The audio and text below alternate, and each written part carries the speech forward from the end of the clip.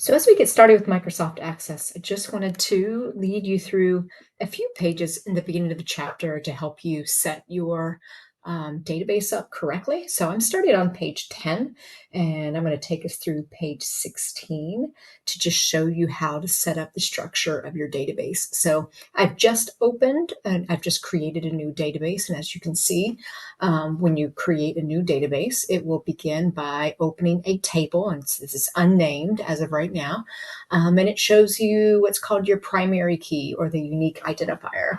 So that's a field that we want to be unique for every single record.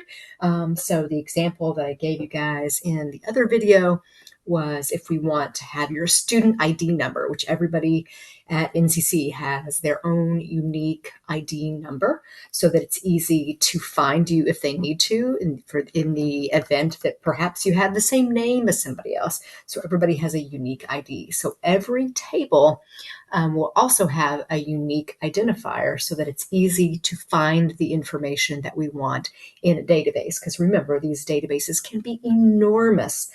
So it may not be easy to find without this primary key or unique identifier field. So we're going to start with that on page 10.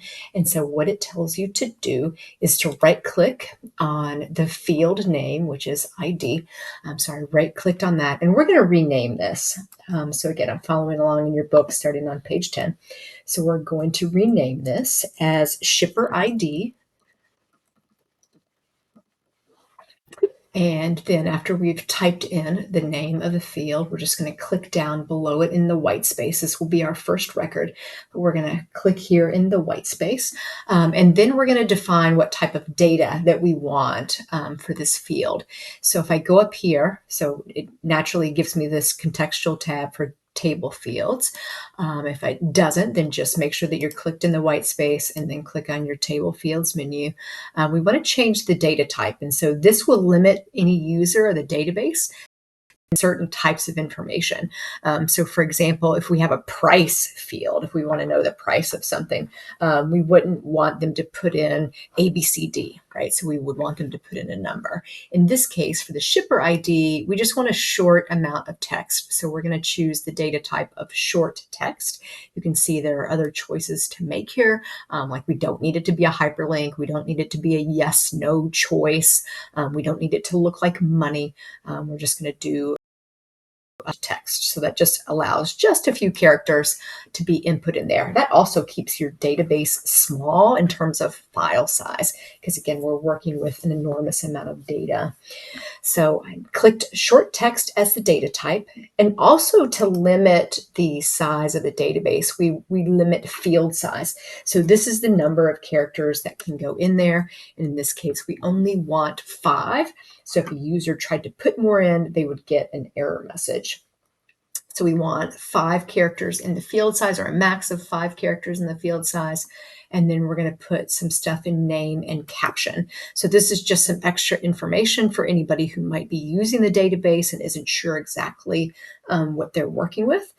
So the caption actually ends up being what shows up as the field display here in the table. We'll talk more about that, or you'll see more about that in your chapter, but the caption in this case is S_ID, short for shipping ID. And then we're also going to give this a description. Again, we might have multiple people using these databases, so they might want to put some other information to make it obvious what this information is for. So your book wants us to put in unique identifier of shipping company and then hit OK. So now we've put in all the information that we need for this field. Okay. So now in your book, it has you go through a couple of different ways to add information. So you can continue in the same manner when you go to your next field. You can decide whether you want it to be short text, and you can add the information like you saw me do just now. There's an easier way to do that. And so I wanted to point that out to you. So once I put in this first field, what I can do, now I've done this in what's called data sheet view. As we add more information through the chapter, this is going to look a lot like Excel, because it's going to have all these It's going to have a data sheet. It will look like an Excel spreadsheet. But we can set up the structure of the database in what's called design view. And so you'll notice here on your ribbon, you have this like protractor with the word view here. This lets you toggle between datasheet view, which is what we're editing the table in right now, and design view. So I'm going to click it once. It's going to ask me to name my table first. And your book wants us to name this table as the shippers table. So I'll save the table name and you'll see that change over here. And when we've gone over into design view, now what we have is this is where our fields are going to be listed. I'm going to toggle back over here. Our fields, remember, these are the individual bits of information that are going to be listed across the top. Okay, but we can actually do all the delineation, just make the data types here in this column. We can edit the field size here and then put in the description of the fields here. So this is a little more seamless way to put in the information from the chapter. Okay, so now the chapter refers us to page 9 in your textbook, table 1-3 on page 9 gives us the information to input all of our field names, all of our data types, any descriptions that we want to put in, and the field sizes. So I'll take you through the first one. And again, I'm going back to page 9 in my textbook, or in the textbook. At the bottom of page 9 on table 1-3, there's a table that has all of your field names, the data types, the descriptions, and the field sizes. So I'm going to do the second one, and I'll just show you how this works. So the second field will be shipper name. This is also a short text type data type of field.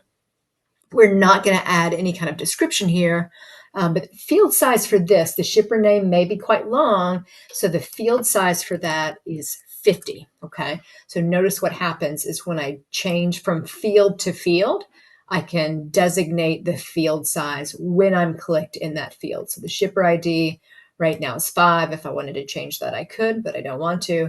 The shipper name, we've said that that is 50. Actually, I'll do one more. So the third field that they have you put in, and again, I'm getting these from page 9 in your textbook, is shipper contact. That also is a short text field. That one is also size 50. Again, we want the maximum number of characters that we might need. So this is the contact information for the shipper. And for this, we don't want a description, but we do want a caption. So again, the caption is what shows up at the top of the datasheet view as kind of like as the field name. So the caption for this is just contact instead of shipper contact. Again, this view here for design lets us set up the structure of the database and also gives any users insight into what information is actually included in the database. So for now, I'll stop there. You'll want to put in all the information on page 9 and toggle back over to datasheet view so that you can see what this looks like. So we should see 3 fields. And I guess the only thing different for the caption is we'll see contact as the field name in there. So yes, we want to save the table. Every time we toggle between design and datasheet view, it asks us to save it. So we'll say yes. And so there are our 3 fields. So there's the shipper ID field. I'll double click this just like you can do on an Excel spreadsheet so they can see all that. So there's the shipper name field and the shipper contact field. And remember, what we did is we changed the caption of this shipper contact field to just say caption. So that's what shows up here on our field names.